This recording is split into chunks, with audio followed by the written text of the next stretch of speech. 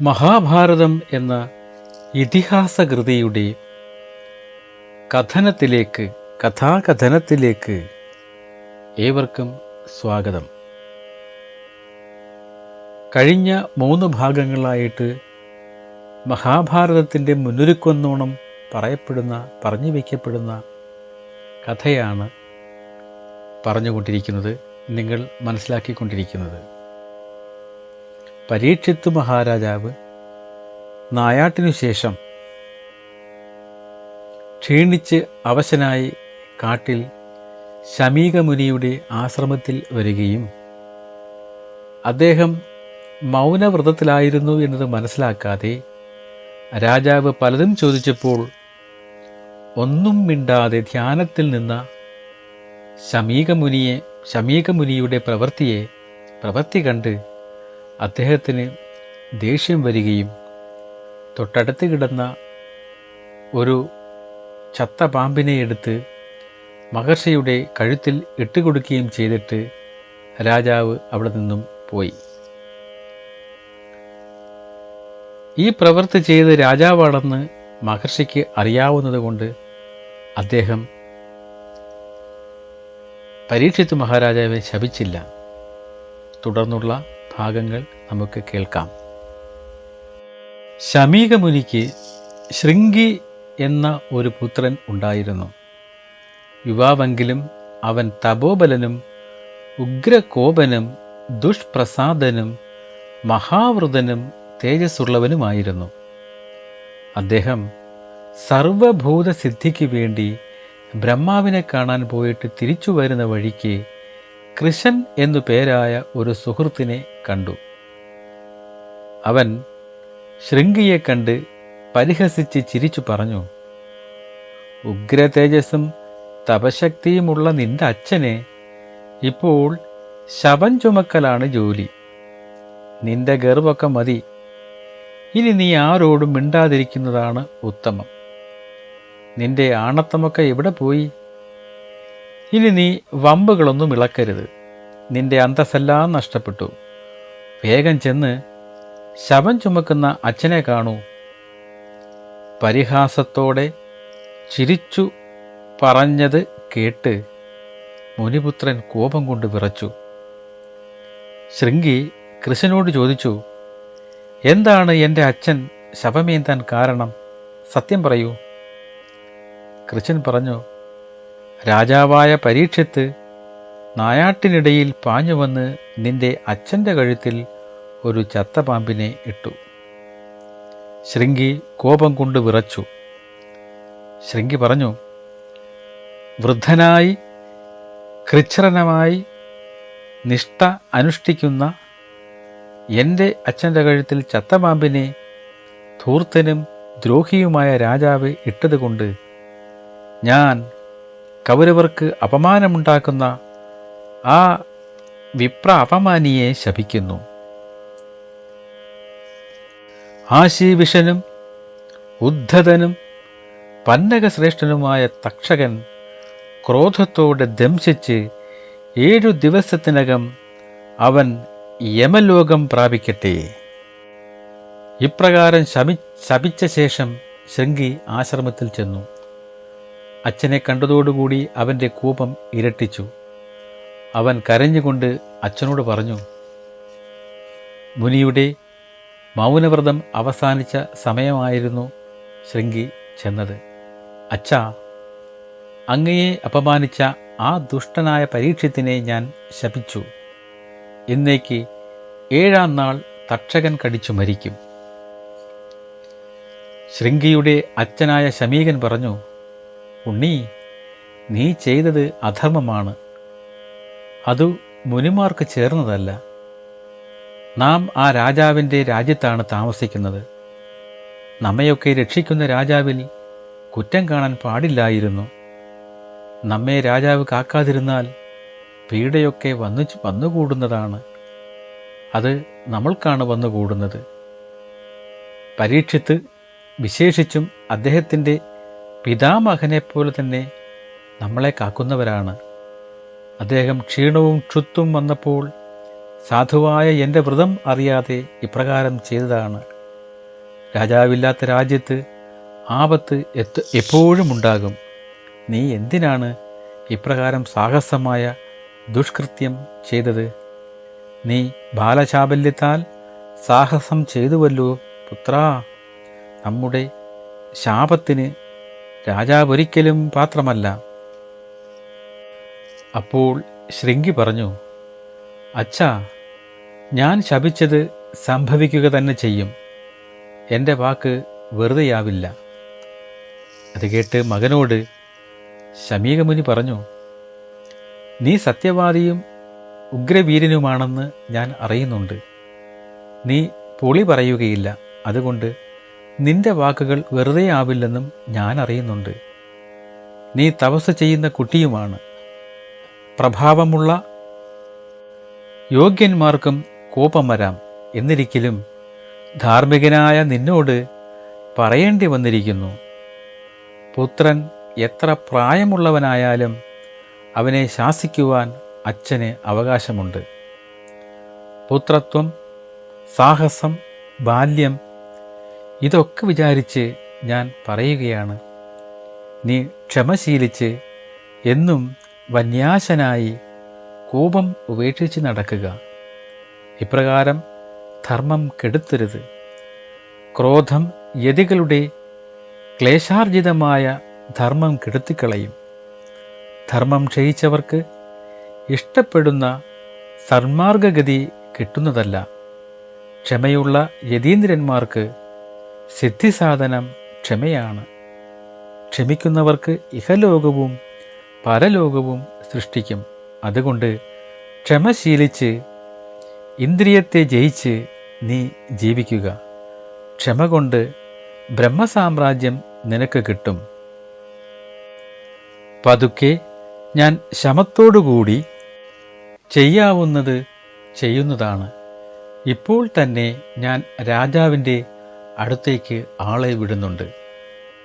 അപ്പോൾ തന്നെ ശമീകമുനി രാജാവിൻ്റെ അടുത്തേക്ക് ആളെ വിട്ട് മകൻ്റെ ശാപവൃത്താന്തം അറിയിച്ചു.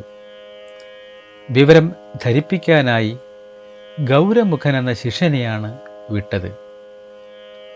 രാജസദസ്സിലെത്തിയ ഗൗരമുഖൻ രാജാവിനെ വിവരം ധരിപ്പിച്ചു. രാജാവ് കഠിന ദുഃഖത്തിലായി. ഇത്രയും നല്ലവനായ ഋഷിയോട് കുറ്റം കാണിച്ചതോർത്ത് അത്യന്തം പരിതപിച്ചു. ഉടനെ മരണം സംഭവിക്കുമെന്നറിഞ്ഞിട്ടും അദ്ദേഹം ഇത്രയും ഞെട്ടിയിട്ടില്ല. ഗൗരമുഖനെ പറഞ്ഞയച്ചിട്ട് രാജാവ് മന്ത്രിമാരോടായി കൂടിയാലോചനകൾ നടത്തി. തക്ഷകൻ്റെ കടിയിൽ നിന്നും എങ്ങനെ രക്ഷപ്പെടാം എന്നായി ചിന്ത. പെട്ടെന്നു തന്നെ ഒറ്റത്തൂണുള്ള ഒരു മണിമാളിക പണി കഴിപ്പിച്ചു. വൈദ്യന്മാരും വിഷമരുന്നുകളും എത്തിച്ച് കാവൽ ശക്തമാക്കി. അവിടെ ഇരുന്നു കൊണ്ട് രാജാവ് രാജ്യകാര്യങ്ങൾ നോക്കി. രാജാവിനെ കാണുവാൻ ആരെയും അനുവദിച്ചില്ല. കാറ്റിനും കൂടി അവിടെ കിടക്കുവാൻ അനുവാദമുണ്ടായിരുന്നില്ല. അത്രയ്ക്ക് ബന്ധവസ് ആയിരുന്നു. രാജാവിനെ തക്ഷകൻ കടിച്ചാൽ ചികിത്സിക്കാനായി 7-ാം ദിവസം കശ്യപൻ ഹസ്തിനാപുരിയിലേക്ക് വന്നുകൊണ്ടിരുന്നു. പണ്ട് ബ്രഹ്മാവ് കശ്യപന് വിഷസംഹാര വിദ്യ ഉപദേശിച്ചു കൊടുത്തിരുന്നല്ലോ. മുനി വരുന്ന മാർഗത്തിൽ വൃദ്ധ ബ്രാഹ്മണ വേഷം ധരിച്ച് തക്ഷകൻ കാത്തുനിന്നു. മുനി വന്നപ്പോൾ തക്ഷകൻ ചോദിച്ചു, ഹേ മഹാമുനി, ഭവാൻ എങ്ങോട്ടാണ് പുറപ്പെടുന്നത്? എന്ത് ചെയ്യുവാനാണ് ഭവാന്റെ പുറപ്പാട്? കശ്യപൻ പറഞ്ഞു, ഹസ്തനാപുരി രാജാവായ പരീക്ഷിത്തിനെ തക്ഷകൻ കൊത്തി കൊല്ലുമ്പോൾ വിഷം സംഹരിക്കാനാണ് ഞാൻ പോകുന്നത്. തക്ഷകൻ പറഞ്ഞു, ആ തക്ഷകൻ ഞാൻ തന്നെയാണ്. ഞാൻ രാജാവിനെ ദംശിക്കുവാൻ പോവുകയാണ്. ഞാൻ കടിച്ചാൽ രക്ഷിക്കുവാൻ ഭവാൻ ശക്തനല്ല. അതുകൊണ്ട് മടങ്ങിപ്പോവുകയാണ് നല്ലത്. കശ്യപൻ പറഞ്ഞു, എനിക്കതിന് കഴിയും. അതിനുള്ള ബുദ്ധിയും വിദ്യാബലവും എൻ്റെ കയ്യിലുണ്ട്. ഒരു വെല്ലുവിളി ഭാവത്തിൽ തക്ഷകൻ പറഞ്ഞു, ഞാൻ കടിച്ചാൽ ചികിത്സിക്കുവാൻ ഭവാൻ ശക്തനാണെങ്കിൽ ഞാൻ കടിക്കുന്ന മരത്തിന് ജീവൻ കൊടുക്കാമോ? ഭവാന്റെ മന്ത്രശക്തി ഒന്ന് കാണട്ടെ. ഭവാന്റെ മുന്നിൽ നിൽക്കുന്ന ഈ ആൽമരം ഞാൻ ചുട്ടുകരിക്കാം. കശ്യപൻ വെല്ലുവിളി സ്വീകരിച്ചു.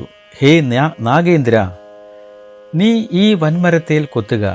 നീ വൃക്ഷത്തിൽ കൊത്തിയാൽ ഞാൻ വിഷമിറക്കി അതിനെ ജീവിപ്പിക്കും.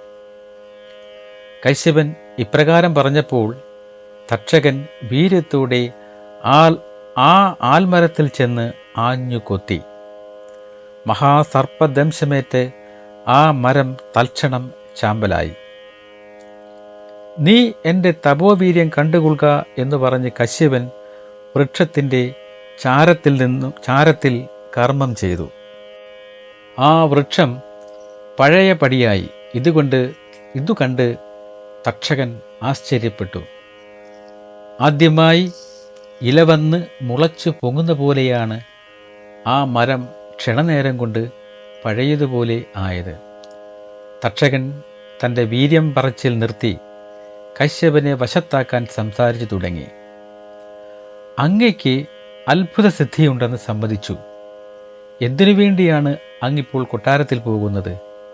അങ്ങയുടെ മോഹം എന്താണ്? പറയൂ. അങ്ങ് ആഗ്രഹിക്കുന്നതെന്തും ഞാൻ തരാം. വിപ്രൻ ശപിക്കുകയും ആയുസ് അവസാനിക്കുകയും ചെയ്ത ഒരു മനുഷ്യനിൽ ഭവാന്റെ പ്രയത്നം ഫലിച്ചില്ലെന്നും വരാം. സംശയാസ്പദമായ കാര്യത്തിനു പോയി സാധിക്കാതെ ഉള്ള കീർത്തി നശിപ്പിക്കരുത്. 3 ലോകത്തിലും ഭവാൻ രശ്മി കുറഞ്ഞ സൂര്യനെപ്പോലെ നിഷ്പ്രഭനാകും. ഭവാന്റെ പ്രഭ മങ്ങിപ്പോകും.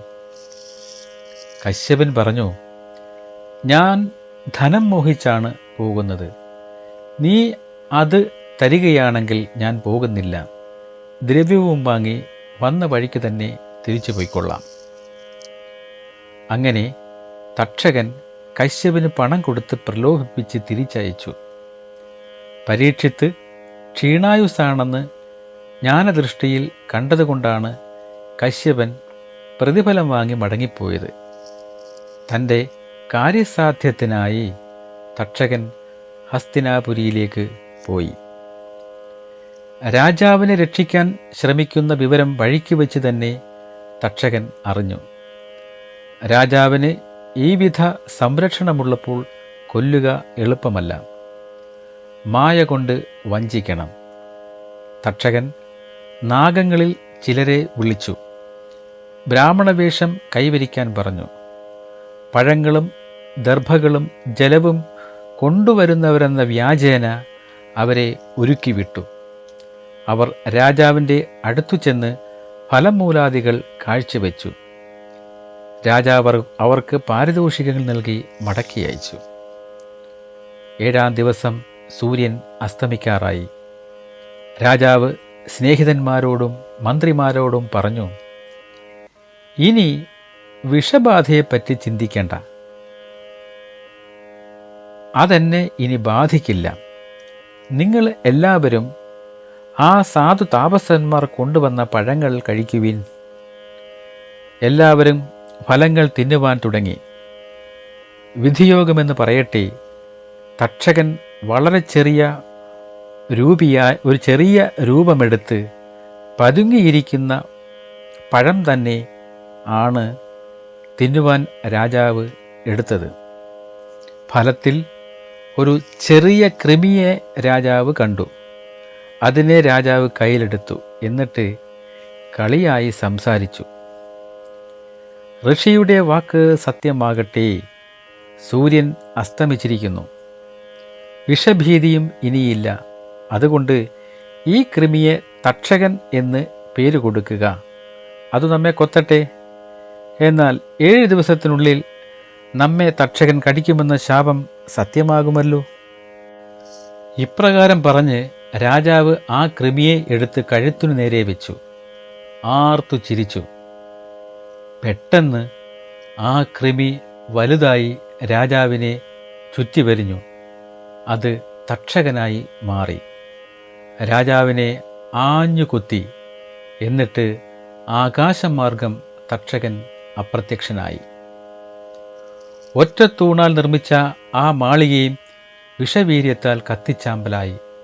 പിന്നെ അദ്ദേഹത്തിൻ്റെ മരണാനന്തര കർമ്മം മന്ത്രിമാർ നിർവഹിച്ചു. പിന്നെ ബാലനായ ജനമേജയനെ ഹസ്തിനാപുരിയുടെ രാജാവായി അഭിഷേകം ചെയ്യിച്ചു. യുവാവായ ജനമേജയൻ കാശി രാജാവായ സുവർണവർമ്മൻ്റെ പുത്രി വപുഷ്ടമയെ വിവാഹം ചെയ്തു. ഉഗ്രശവസ് പറഞ്ഞു, ഇക്കാലത്താണ് ജരൽക്കാരു തപസ്സു ചെയ്ത് ചുറ്റിത്തിരിഞ്ഞ് ചെന്നെടുത്തു താമസിച്ചു കഴിഞ്ഞുകൂടിയത്. പിന്നീട് ഒരു കയത്തിൽ തൂങ്ങിക്കിടക്കുന്ന പിതൃക്കളെ കണ്ടതും പിതൃക്കളുടെ മോക്ഷത്തിനായി വിവാഹം കഴിക്കാമെന്ന് പറഞ്ഞ് പോയതും വാസുകി ജരൽക്കാരുവിനെ കണ്ടതും വിവാഹത്തെക്കുറിച്ചുള്ള ഉപാധിയൊക്കെ കേട്ടറിഞ്ഞ വാസുകി പണ്ട് നിയോഗിച്ചവർ വാസുകിയുടെ അടുത്ത് ചെന്ന് ജരൽക്കാരുവിൻ്റെ നിബന്ധനകൾ അറിയിച്ചു. അവർ പറഞ്ഞതു കേട്ട് സഹോദരി ജരൽക്കാരുവിനെ ഒരുക്കി വാസുകി വനത്തിൽ ജരൽക്കാരു മുനിയുടെ അടുത്തു ചെന്നു. അവളെ ഭിക്ഷയായി നൽകി. അവളുടെ പേരും ജരൽക്കാരുവെന്നറിഞ്ഞപ്പോഴാണ് അവളെ സ്വീകരിക്കാൻ ജരൽക്കാരു മുനി തയ്യാറായത്. മാത്രമല്ല, അങ്ങ് ഇവളെ ഭരിക്കേണ്ട, ഞാൻ സംരക്ഷിച്ചുകൊള്ളാം, ഞാൻ ഭവാന് വേണ്ടി രക്ഷിച്ചു വളർത്തിയവളാണ് ഇവൾ എന്നൊക്കെ വാസുകി ജരൽക്കാരു മുനിയോട് പറഞ്ഞു. അപ്പോൾ ജരൽക്കാരു മുനി പറഞ്ഞു, ഞാൻ ഇവളെ ഭരിക്കുകയില്ല എന്നുള്ളത് എൻ്റെ നിശ്ചയമാണ്. എന്നാൽ ഒരിക്കലും എന്നോട് അപ്രിയം കാണിക്കരുത്. കാണിച്ചാൽ അന്ന് ഞാൻ ഇവളെ വിട്ടുപോവുകയും ചെയ്യും. അതിന് സമ്മതമുണ്ടെങ്കിൽ ഞാൻ സ്വീകരിക്കാം. വാസുകി സമ്മതിച്ചു. വാസുകിയുടെ ഗൃഹത്തിൽ ജരൽക്കാരു മുനി ഭാര്യയുമായി താമസം തുടങ്ങി. മുനിയും വ്യവസ്ഥകൾ പാലിച്ചു. മുനി തന്നെ ഉപേക്ഷിക്കാതിരിക്കാൻ ഒരു നായുടെ ജാഗ്രതയോടെ, മാനിൻ്റെ ഭയത്തോടെ, കാക്കയെപ്പോലെ മുൻകരുതലോടെ അവൾ മുനിയെ ശുശ്രൂഷിച്ചു. ഋതുസ്നാനം കഴിഞ്ഞ് അവൾ വിധി പോലെ ഭർത്താവിനെ സമീപിച്ചു. അന്നവൾക്ക് ഗർഭം ഉണ്ടായി. ശുക്ലപക്ഷത്തിലെ ചന്ദ്രനെ പോലെ ഗർഭം വളർന്നു വന്നു. ഒരു ദിവസം ജരൽക്കാരു ഭാര്യയുടെ മടിയിൽ തലവെച്ചുറങ്ങുകയായിരുന്നു. സൂര്യൻ അസ്തമിക്കുവാൻ പോകുന്ന സമയത്ത് അവൾ ധർമ്മലോഭ ഭയം മൂലം വിഷമിച്ചു ചിന്തിച്ചു, ഇപ്പോൾ ഭർത്താവിനെ വിളിച്ചുണർത്തുന്നത് പുണ്യമോ പാപമോ? വിളിച്ചുണർത്തിയാൽ കോപിക്കുമോ? കോപിച്ചാൽ ഞാൻ അദ്ദേഹത്തിന് അപ്രിയം ചെയ്തായി ഭാവിച്ച് അദ്ദേഹം എന്നെ ഉപേക്ഷിച്ചു പോയാലോ? വിളിക്കാതിരുന്നാൽ ധർമ്മലോപമാകുമോ? ഒന്ന് ധർമ്മശീല ക്രോധം, മറ്റൊന്ന് ധർമ്മലോപം. ഇതിൽ ഏതാണ് വലിയത്? ധർമ്മലോപം തന്നെ വലുതെന്ന് ചിന്തിച്ച് അവൾ ഭർത്താവിനെ ഉണർത്തുവാൻ തീരുമാനിച്ചു. ഉണർത്തിയാൽ തീർച്ചയായും മുനി കോപിക്കും.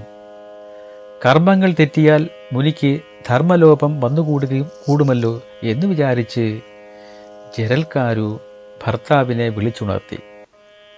അത്യുഗ്ര കോപത്തോടെ മുനി എഴുന്നേറ്റു. ചുണ്ടു വിറച്ചുകൊണ്ട് ഭാര്യയോട് പറഞ്ഞു, എടീ പന്നകി, നീ എന്നെ അപമാനിച്ചു. ഇനി നിന്റെ അരികിൽ ഞാൻ ഇരിക്കുന്നില്ല, ഞാൻ പോവുകയാണ്. ഹേ സുന്ദരി, ഞാൻ ഉറങ്ങുമ്പോൾ സൂര്യൻ അസ്തമിക്കുവാൻ ധൈര്യമുണ്ടാകുമോ? അസ്തമിക്കുന്നതല്ലെന്ന് എനിക്ക് ഉറപ്പുണ്ട്. കാലം വന്നാലും സൂര്യൻ അസ്തമിക്കാൻ ധൈര്യപ്പെടില്ല. ധിക്കാരം ഏറ്റ ഒരു സ്ഥലത്ത് താമസിക്കുവാൻ ആർക്കും പറ്റില്ല. പിന്നെ ധാർമ്മികനായ ഞാനുണ്ടോ പൊറുക്കുന്നു? അവൾ സങ്കടത്തോടെ പറഞ്ഞു, ഞാൻ ഭവാനെ ഉണർത്തിയത് അവമാനമുണ്ടാക്കിക്കൊണ്ടല്ല ഞാൻ വിളിച്ചുണർത്തിയത്. അല്പവും ധർമ്മലോപം പറ്റരുതെന്ന് വിചാരിച്ചിട്ടാണ്. ജരൽക്കാരുവിൻ്റെ മനസ്സ് തണർത്തു. എങ്കിലും ഇപ്രകാരം പറഞ്ഞു: ഞാൻ ഒരിക്കലും കള്ളം പറയുകയില്ല, പറയുന്ന വാക്ക് പാലിക്കും. നിന്നോട് ചെയ്ത കരാറ് തെറ്റിയിരിക്കുന്നു, ഞാൻ പോവുകയാണ്. അവൾ കരഞ്ഞു പറഞ്ഞ് പലതും പറഞ്ഞു നോക്കിയെങ്കിലും ജരൽക്കാരു നിന്നില്ല.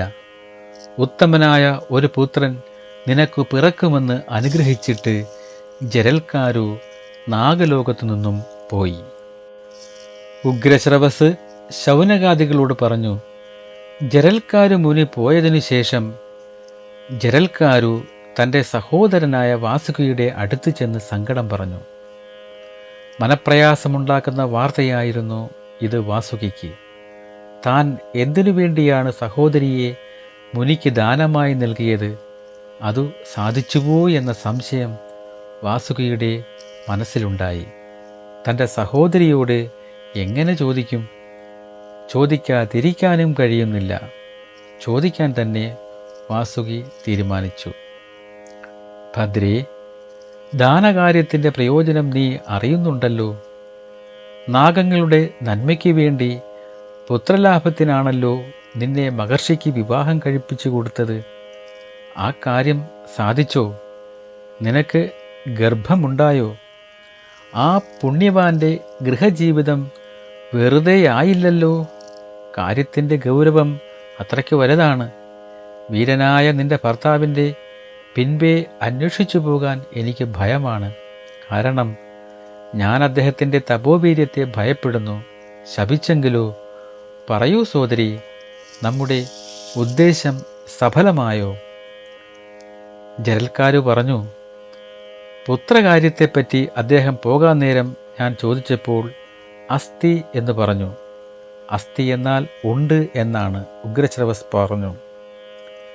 ജരൽക്കാരു പറഞ്ഞു: തമാശയ്ക്ക് പോലും പൊളി പറയുന്നവനല്ല അദ്ദേഹം. അദ്ദേഹം ഉണ്ട് എന്ന് പറഞ്ഞാൽ സത്യമാണ്.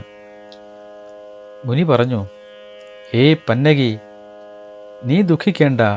നിനക്ക് അഗ്നി പോലെയും സൂര്യനെ പോലെയും ശോഭിക്കുന്നവനുമായ ഒരു പുത്രൻ പിറക്കും. ജരൽക്കാരു പറഞ്ഞു: ജ്യേഷ്ഠ, ഇപ്രകാരം പറഞ്ഞാണ് എൻ്റെ ഭർത്താവ് എന്നെ ഉപേക്ഷിച്ചു പോയത്. അതിനാൽ ദുഃഖിക്കേണ്ട, പുത്രൻ ജനിക്കും.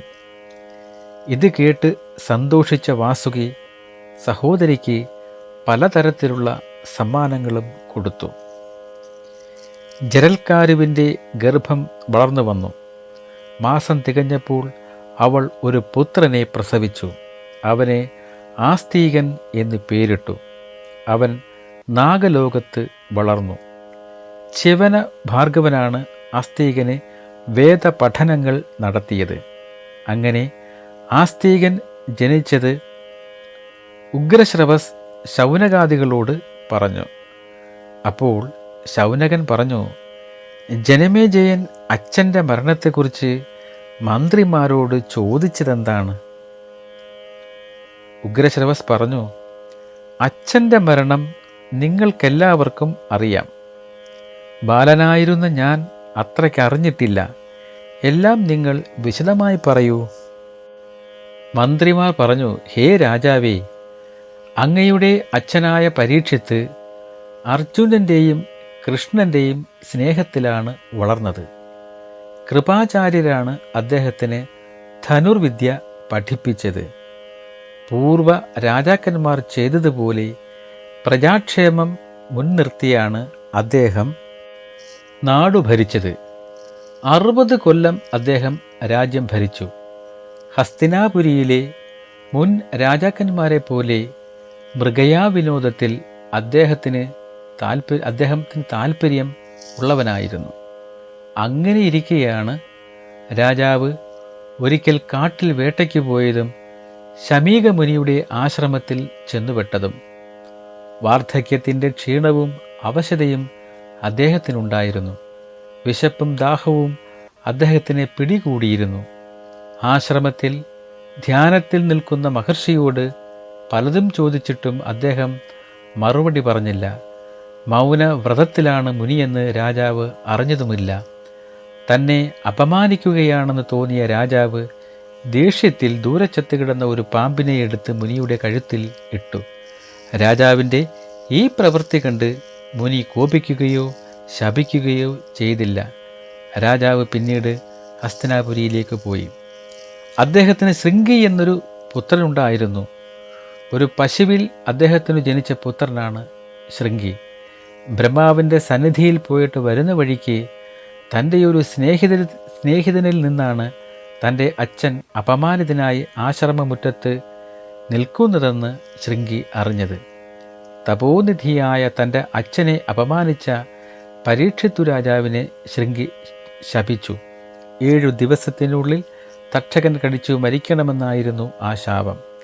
7-ാം ദിവസം കശ്യപമുനി ഹസ്തിനാപുരിയിലേക്ക് വന്നുകൊണ്ടിരിക്കെ വഴിയിൽ വെച്ച് ഒരു ബ്രാഹ്മണ വേഷത്തിൽ തക്ഷകൻ തടഞ്ഞു. വിഷസംഹാര മന്ത്രമറിയാവുന്ന കശ്യപൻ തക്ഷകൻ രാജാവിനെ കടിച്ചാൽ രക്ഷപ്പെടുത്താൻ വേണ്ടിയായിരുന്നു കശ്യപൻ ഹസ്തിനാപുരിയിലേക്ക് വന്നത്. അതിൻ പ്രകാരം ധാരാളം സമ്പത്ത് കിട്ടുമെന്ന് കശ്യപൻ ആഗ്രഹിച്ചിരുന്നു. താൻ കടിക്കുന്ന ഒരാളെ രക്ഷപ്പെടുത്താൻ ആർക്കും കഴിയില്ലെന്ന് തക്ഷകൻ വാദിച്ചപ്പോൾ അടുത്തുനിന്ന ഒരു ആൽമരത്തെ ചൂണ്ടി കശ്യപൻ പറഞ്ഞു, ഈ ആൽമരത്തെ കൊത്തി നീ നശിപ്പിക്കൂ, ഞാൻ അതിനെ ജീവിപ്പിക്കാം. തക്ഷകൻ ആ മരത്തെ കൊത്തിയപ്പോൾ ആൽമരം ചാരമായി മാറി. ഉടനെ വിഷസംഹാര മന്ത്രം ഉപയോഗിച്ച് മഹർഷി ആ മരത്തെ മുമ്പുണ്ടായിരുന്ന അവസ്ഥയിലേക്ക് മാറ്റി. തൻ്റെ പദ്ധതി തടസ്സപ്പെടുമെന്ന് തക്ഷകൻ കരുതി. അതിനാൽ തക്ഷകൻ മഹർഷിക്ക് ധാരാളം സമ്പത്ത് കൊടുത്ത് മടക്കി അയച്ചു. അതിനുശേഷം ചതിയിലൂടെ ഒറ്റത്തൂണാൽ തീർച്ച അതിലിരുന്ന രാജാവിനെ ഒരു പുഴുവിൻ്റെ രൂപത്തിൽ പഴത്തിൽ ഒളിച്ചിരുന്ന് തക്ഷകൻ കടിച്ചു കൊന്ന് ആകാശമാർഗം രക്ഷപ്പെട്ടു. രാജാവ് ചോദിച്ചു, തക്ഷകനും കശ്യപനും തമ്മിൽ നടന്ന സംഭാഷണം ആര് കേട്ടു? ആരാണ് നിങ്ങളോടിത് പറഞ്ഞത്? എന്തിനും ഏതിനും തെളിവ് അത്യാവശ്യമാണല്ലോ. അപ്പോൾ മന്ത്രിമാർ പറഞ്ഞു, മഹാരാജാവേ, ഒരു മരം വെട്ടുകാരൻ ഉണക്കക്കമ്പ് മുറിക്കാൻ ആൽമരത്തിൽ ഇരിക്കുന്ന സമയത്താണ് ആ ആൽമര ചുവട്ടിൽ വെച്ച് കശ്യപനും തക്ഷകനും തമ്മിൽ സംഭാഷണം നടത്തിയത്. അവർ രണ്ടുപേരും ആ മരത്തിൽ ഒരു മനുഷ്യൻ ഇരിപ്പുണ്ടെന്ന് അറിഞ്ഞിരുന്നില്ല.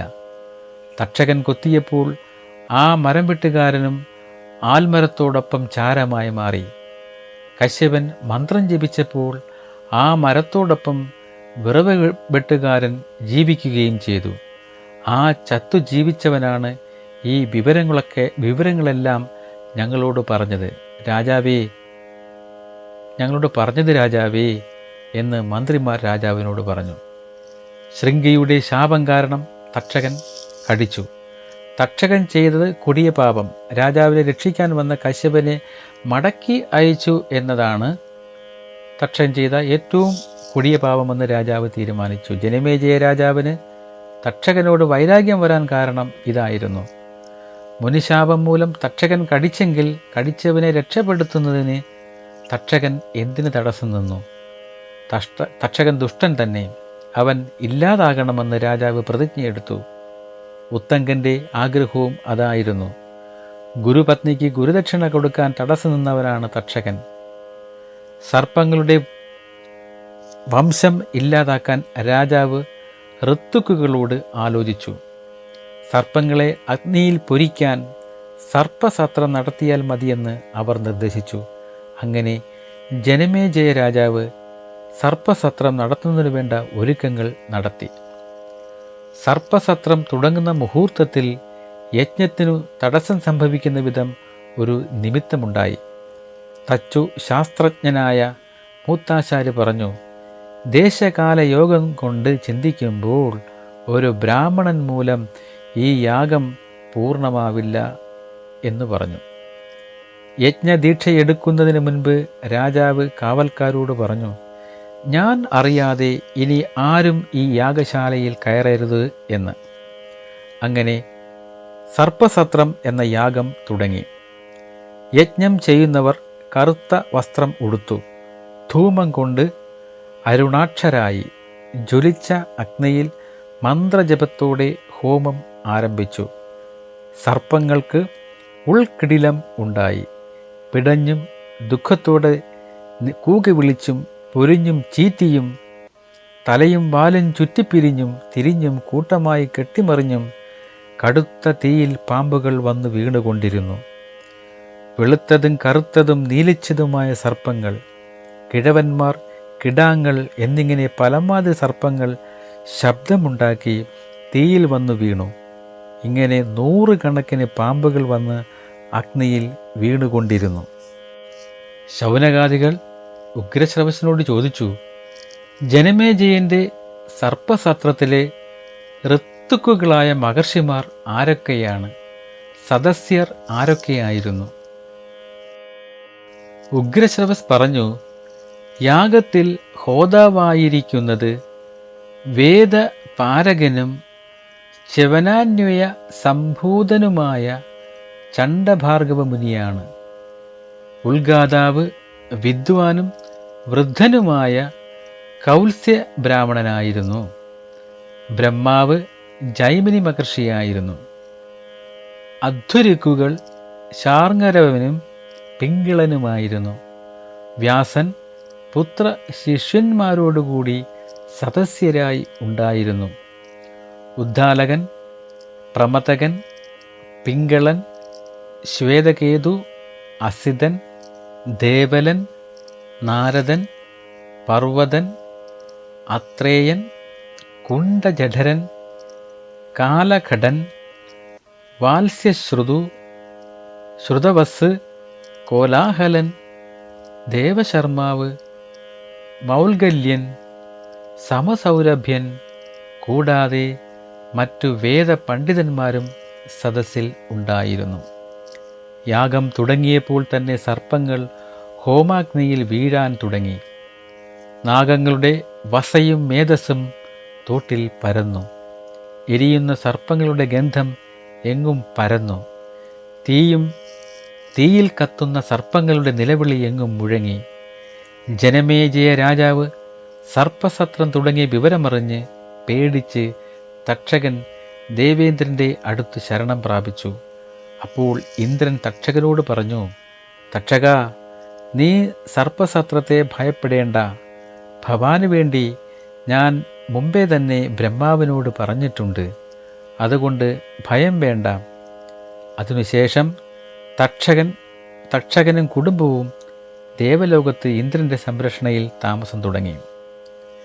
നാഗങ്ങൾ അഗ്നിയിൽ വീണുകൊണ്ടിരിക്കെ തക്ഷകൻ സഹോദരിയായ ജരൽക്കാരുവിനെ വിളിച്ചു പറഞ്ഞു, സോദരി, എനിക്ക് ഭയമാകുന്നു. എൻ്റെ ദേഹം തളരുന്നു.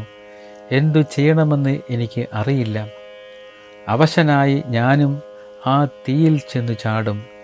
എന്തു ഉദ്ദേശിച്ചാണോ ഞാൻ ജരൽക്കാര് മുനിക്ക് നിന്നെ ദാനമായി കൊടുത്തത്, അത് സാധിപ്പാനുള്ള സമയം ആയിരിക്കുന്നു. ജനമേജയൻ്റെ സർപ്പസത്രം നിർത്തിവെക്കാൻ പുത്രൻ ആസ്തികനെ പറഞ്ഞയക്കൂ. അപ്പോൾ ജരൽക്കാരു തൻ്റെ പുത്രൻ ആസ്തികനെ വിളിച്ച് ഇപ്രകാരം പറഞ്ഞു, ഉണ്ണി, നീ പോയി ജനമേജയ രാജാവിൻ്റെ സർപ്പസത്രം നിർത്തിക്കാൻ വേണ്ടത് ചെയ്യണം. പിന്നെ ജരൽക്കാരു നാഗങ്ങൾക്ക് വന്നു ചേർന്ന ശാപകഥയും പറഞ്ഞു കേൾപ്പിച്ചു. ആസ്തികൻ തക്ഷകനോട് പറഞ്ഞു, അങ്ങ് ഒന്നുകൊണ്ടും വിഷമിക്കണ്ട. എന്തു ഉദ്ദേശത്തോടെയാണ് ഞാൻ ജനിച്ചത്, അതിനുവേണ്ടി ഞാൻ ആത്മാർത്ഥമായി പ്രയത്നിക്കുന്നതാണ്. ആ രാജയജ്ഞം ഞാൻ നിർത്തുന്നതാണ്. ആസ്തികൻ ജനമേജയരാജാവിൻ്റെ സർപ്പസത്രം നടക്കുന്നിടത്തേക്ക് നടന്നു. മനോഹരമായ ആ സ്ഥലം ആസ്തികൻ കണ്ടു.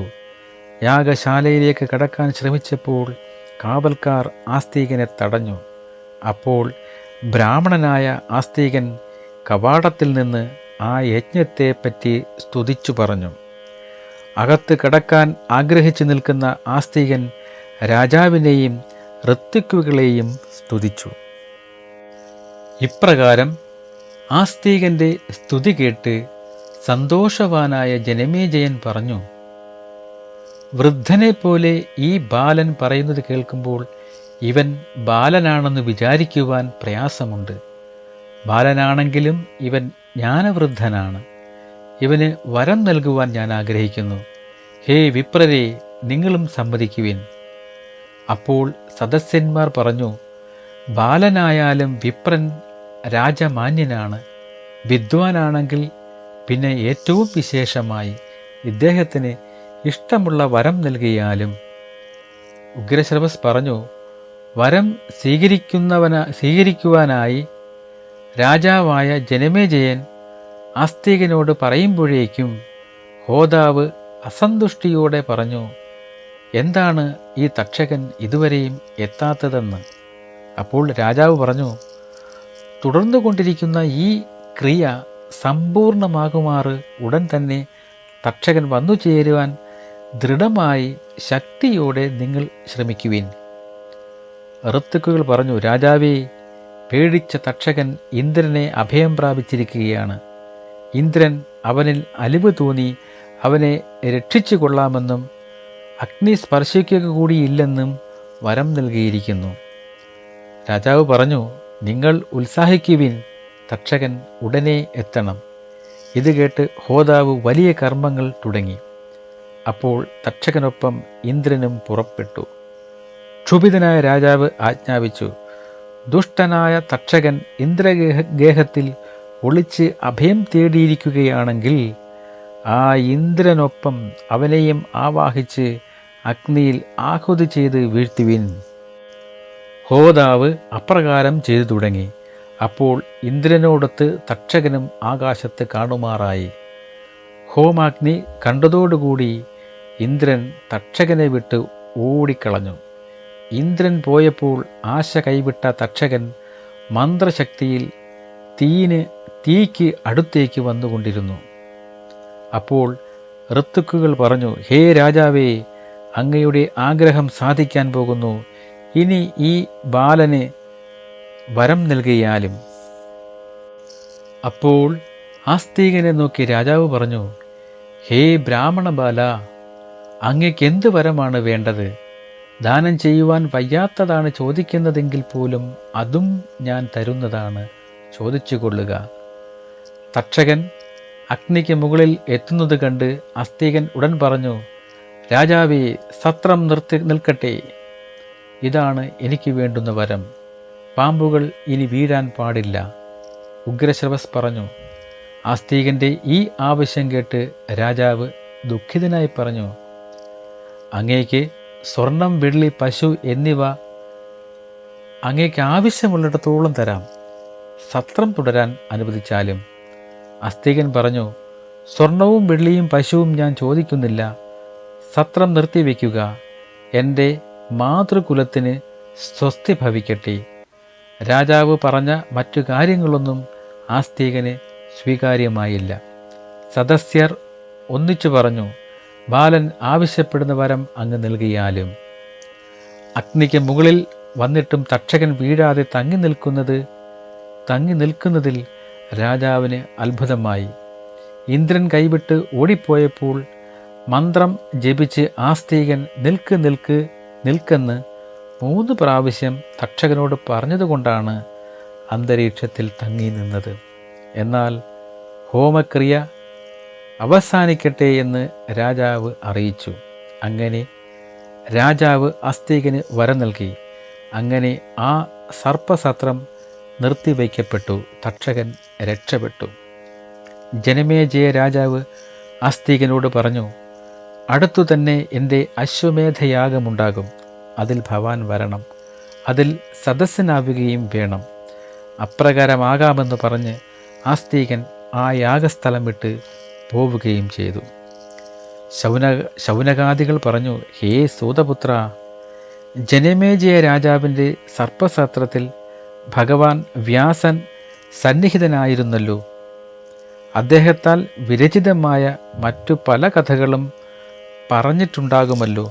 അവയൊക്കെ ഒന്ന് വിസ്തരിച്ച് പറഞ്ഞു തന്നാൽ കൊള്ളാമായിരുന്നു. അപ്പോൾ ഉഗ്രശ്രവസ് പറഞ്ഞു, യാഗത്തിൽ പങ്കെടുക്കാനെത്തിയ വ്യാസനെയും ശിഷ്യരെയും പുത്രനെയും ജനമേജയ രാജാവ് പൂജിച്ചിരുത്തി. ഉടനെ മഹാരാജാവ് വ്യാസഭഗവാനോട് പറഞ്ഞു, അങ്ങു തന്നെ നേർസാക്ഷിയായ കഥയാണല്ലോ മഹാഭാരത കഥ. ആ കഥ ഒന്നും വിടാതെ അങ്ങയിൽ നിന്നും കേട്ടാൽ കൊള്ളാം. അപ്പോൾ വ്യാസൻ തൻ്റെ ശിഷ്യരിൽ പ്രധാനിയായ വൈശമ്പായനെ അടുത്തേക്ക് വിളിച്ചിട്ട് പറഞ്ഞു, നീ രാജാവിൻ്റെ ആഗ്രഹപ്രകാരം മഹാഭാരത കഥ പറഞ്ഞു കൊടുത്താലും. അതുകേട്ട് വൈശമ്പായനൻ മഹാഭാരത കഥ പറഞ്ഞു തുടങ്ങി. 100,000 ശ്ലോകത്തിലാണ് വ്യാസൻ ബൃഹത്തായ ഈ കഥ പറഞ്ഞിട്ടുള്ളത്. ജയമെന്നു പേരായ ഈ ഇതിഹാസം ജയോദ്യുതന്മാർ കേൾക്കേണ്ടതാണ്. ഇതു ശ്രേഷ്ഠമായ പുംസവനമാണ്. ഇത് മോക്ഷശാസ്ത്രമെന്നാണ് വ്യാസമഹർഷി തന്നെ പറഞ്ഞിട്ടുള്ളത്. ശരീരം കൊണ്ടും വാക്കുകൊണ്ടും മനസ്സുകൊണ്ടും ചെയ്ത പാപങ്ങളെല്ലാം ഈ ഇതിഹാസം കേട്ടാൽ തീരും. 3 വർഷം കൊണ്ട് കൃഷ്ണദ്വൈപായന മഹർഷി ഈ മഹാഭാരത വ്യാഖ്യാനം നിർമ്മിച്ചിട്ടുള്ളതെന്ന് അതൊരു മഹാ അത്ഭുതം തന്നെയാണ്. ധർമ്മത്തെയും അർത്ഥത്തെയും കാമത്തെയും മോക്ഷത്തെയും പറ്റി 4 പുരുഷാർത്ഥങ്ങളെപ്പറ്റി ഭാരതത്തിൽ എന്തൊക്കെ പ്രതിപാദിച്ചിട്ടുണ്ടോ അത് മറ്റ് പ്രബന്ധങ്ങളിലും കണ്ടേക്കാം. എന്നാൽ ഭാരതത്തിൽ പറയാത്തത് ഏതു പ്രബന്ധത്തിലും കാണുകയില്ല. അത്ര സമഗ്രമായ ലോകവീക്ഷണം മഹാഭാരതത്തിലുണ്ട്. ജനമേജയ രാജാവിൻ്റെ ആവശ്യമനുസരിച്ച് വ്യാസൻ്റെ നിർദ്ദേശത്താൽ വൈശമ്പായന മഹർഷി മഹാഭാരത കഥ പറഞ്ഞു തുടങ്ങി. വ്യാസ ഉൽപ്പത്തിയിൽ നിന്നാണ് കഥയുടെ തുടക്കം. പണ്ട് വസു എന്ന രാജാവ് ചേതുരാജ്യം ഭരിച്ചിരുന്നു. അദ്ദേഹം ഉപരിചരൻ എന്ന പേരിൽ പ്രസിദ്ധനായിരുന്നു. അദ്ദേഹം ദേവേന്ദ്രൻ്റെ അടുത്ത സുഹൃത്തുമായിരുന്നു. ഒരിക്കൽ ഉപരിചര രാജാവ് അസ്ത്രങ്ങൾ ഉപേക്ഷിച്ച് ഒരു ആശ്രമം കെട്ടി അതിൽ താമസിച്ച് തപസ് ചെയ്യുവാൻ തുടങ്ങി. കഠിനമായ തപസ് ആരംഭിച്ചു. അപ്പോൾ ഇന്ദ്രൻ ഉൾപ്പെടെയുള്ള ദേവന്മാർ ഉപരിചര വസു രാജാവിൻ്റെ അടുത്ത് വന്നു. ഈ തപസ് ഇങ്ങനെ തുടർന്നാൽ രാജാവിനെ ഇന്ദ്രപട്ടത്തിന് അർഹമാകുമെന്ന് വിചാരിച്ച് ദേവകൾ രാജാവിനെ സമാധാനിപ്പിച്ച് തപസ് നിർത്തുവാൻ പരിശ്രമിച്ചു. ദേവകൾ രാജാവിനോട് പറഞ്ഞു, രാജാവേ, ഭൂമിയിൽ ധർമ്മസങ്കരമുണ്ടാകരുത്. അങ്ങെടുക്കുന്ന ധർമ്മം മറ്റുള്ളവരും തുടങ്ങിയാലോ? ഇന്ദ്രൻ പറഞ്ഞു, ഹേ രാജാവേ, ഭവാൻ ഈ തപസ് വിട്ട് ധർമ്മത്തോടെ ലോകത്തെ ഭരിക്കുക. ആവുന്ന ധർമ്മം ചെയ്ത് ഭവാൻ ശാശ്വതമായ പുണ്യലോകം പ്രാപിക്കുക. സ്വർഗത്തിൽ വാഴുന്ന എനിക്ക് അങ്ങ് ഭൂമിയിൽ വാഴുന്ന കൂട്ടുകാരനാണ്. ഈ ലോകത്ത് നല്ല ഒരിടം നോക്കി അങ്ങ് ഭരിച്ചാലും വളരെ പുണ്യമായിട്ടുള്ളതാണ് പശുപ്രിയം, പശുക്കൾ നിറഞ്ഞതും ധനധാന്യങ്ങൾ നിറഞ്ഞതും സ്വർഗത്തിലും വിളങ്ങുന്നതും സൗമ്യമായതും ഭാഗ്യഗുണങ്ങൾ ചേർന്നതുമായ വസു ഉള്ളതാണ് വസുധ. അങ്ങനെയുള്ള ആ ചേത് ഭൂമിയിൽ അങ്ങ് താമസിക്കുക. നാട്ടുകാരൊക്കെ ധർമ്മശീലന്മാരും ഏറ്റവും സന്തുഷ്ടരും നല്ലവരുമാണ്. വിനോദത്തിനും അവിടെ കുറവില്ല. അവിടെയുള്ളവർ പിതാവിൻ്റെ സ്വത്ത് ഭാഗിച്ചു വാങ്ങുന്നവരല്ല. ദേവോപഭോഗ്യമായതും ദിവ്യമായതും സ്ഫടികമായും ഇരിക്കുന്ന ഒരു വിമാനം ഞാൻ ഭവാന് തരികയാണ്. അതിൽ കയറി ഭവാന് യഥേഷ്ടം ആകാശത്തിൽ സഞ്ചരിക്കാം. മനുഷ്യരിൽ ഭവാൻ മാത്രമേ വിമാനമാർഗത്തിൽ സഞ്ചരിക്കുകയുള്ളൂ. വൈജയന്തി എന്ന വാടാത്ത മാലയും ഞാൻ ഭവാന് തരുന്നതാണ്. യുദ്ധമുണ്ടാകുമ്പോൾ അങ്ങയ്ക്ക് ആയുധമേൽക്കാതെ ഈ മാല അങ്ങയെ കാത്തുകൊള്ളും. ഇതിന് ഇന്ദ്രമാല എന്നാണ് പേര്. പിന്നെ ഉപരിചരന് വേണുദണ്ഡവും നൽകി. ഇഷ്ടപ്രധാന നിലയിൽ ശിഷ്ടരക്ഷയ്ക്ക് സാധകവുമാണ് ആ ദണ്ഡം. ഇന്ദ്രൻ്റെ പ്രീതി കിട്ടി 1 വർഷം കഴിഞ്ഞ് വീണ്ടും ഇന്ദ്രപൂജയ്ക്ക് ഉപരിചര വസു ഇന്ദ്രൻ നൽകിയ വേണുദണ്ഡം ഭൂമിയിൽ നട്ടു. അന്ന് തൊട്ട് ഇന്നുവരെ ഭൂമിയിൽ യഷ്ടി നടത്തുന്ന ക്രമം ഉപരിചരൻ ചെയ്തതുപോലെ രാജാക്കന്മാർ ചെയ്തു വരുന്നു. വേണുദണ്ഡം നട്ടതിൻ്റെ പിറ്റേ ദിവസം അത് പുഷ്പം, ചന്ദനം, വസ്ത്രം ഇവ അർപ്പിച്ച് വിധി പോലെ പൂമാല ചുറ്റിച്ചാർത്തി രാജാക്കന്മാർ ഉയർത്തുന്നു. അത് ഉയർത്തുമ്പോൾ ഹംസരൂപിയായ ഭഗവാനെ അതിൽ പൂജിക്കുന്നു. വസുപ്രീതിക്ക് വേണ്ടി വാസവൻ ആ സ്വരൂപം സ്വീകരിച്ചതാണ്. ഇപ്രകാരമുള്ള മഹാശുഭമായ പൂജ വസു ചെയ്തതുകൊണ്ട് സന്തോഷിച്ച് വാസവൻ പറഞ്ഞു, മനുഷ്യരും വിശേഷിച്ച് രാജാക്കളും ചേത് രാജാവ് മഹാപൂജ ചെയ്തതുപോലെ എനിക്ക് ചെയ്യുന്നതായാൽ അവർക്കും അവരുടെ നാട്ടിനും ശ്രീയും ജയോദയവും സിദ്ധിക്കും. ഇപ്രകാരമുള്ള ദേവേന്ദ്ര പ്രീതിയേറ്റ് ഉപരിചര വസു ചേത് രാജ്യം ഭരിച്ചു വന്നു. അദ്ദേഹത്തിന് 5 പുത്രന്മാർ ജനിച്ചു. വളർന്നു വന്ന മക്കളെ 5 നാടിൻ്റെ സാമ്രാട്ടുകളായി വാഴിച്ചു. ബൃഹദ്രഥൻ, പ്രത്യഗ്രഹൻ, കുശാംബൻ, മാവേലൻ, യദു എന്നിവരാണ് ആ രാജർഷിയുടെ മക്കൾ.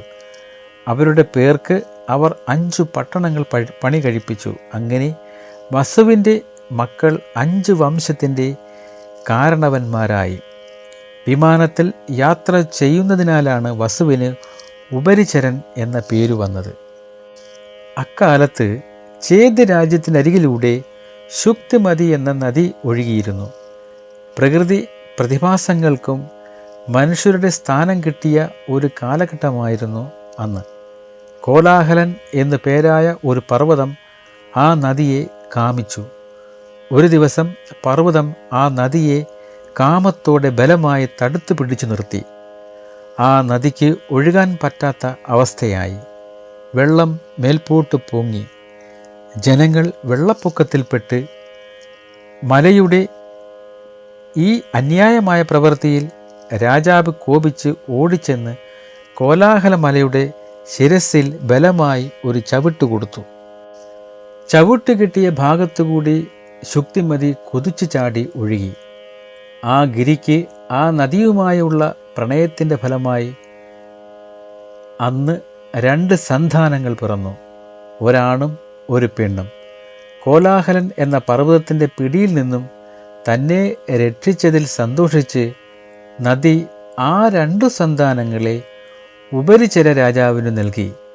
അതിൽ പുരുഷനെ രാജാവ് പിന്നീട് സേനാപതിയാക്കി.